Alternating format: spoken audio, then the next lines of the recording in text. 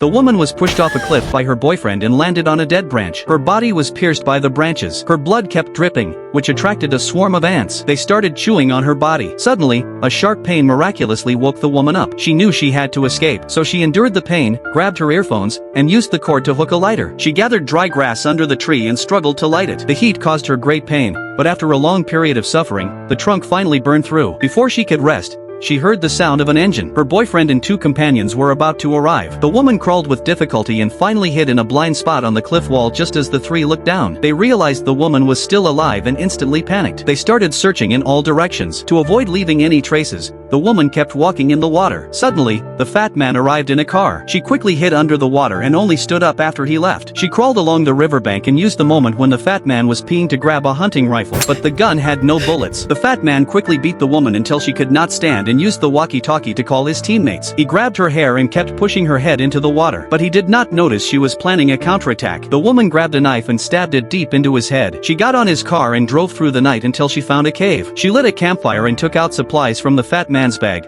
but the branch was still in her stomach. The woman drank a can of beer, took a painkiller, and cut open the can. She used fire to disinfect the knife and pulled out the branch. Then she heated the can until it was glowing red and pressed it onto the wound. The intense pain made her pass out, but when she woke up, she had become an angel of revenge. She used binoculars to search for her enemies and soon spotted the bearded man's car. The woman climbed to the top of a mountain. While the bearded man got out to refuel, she aimed at his head but only hit his shoulder. She quickly ran to the car, but only found a long trail of blood. She kept chasing. When she reached a curve, the blood trail disappeared, leaving only one shoe. It turned out the bearded man had climbed the mountain and tried to ambush her, but his wounded shoulder caused him to miss. The woman immediately escaped and broke her flashlight, leaving broken glass behind. The bearded man stepped on it and could no longer chase her. He ran back to his car and tried to run her over, but the woman calmly fired her gun and killed him. The boyfriend could not reach the bearded man and realized he was dead. He became frightened, rushed back to the villa, and called a helicopter. But before he could leave, he saw the woman standing outside.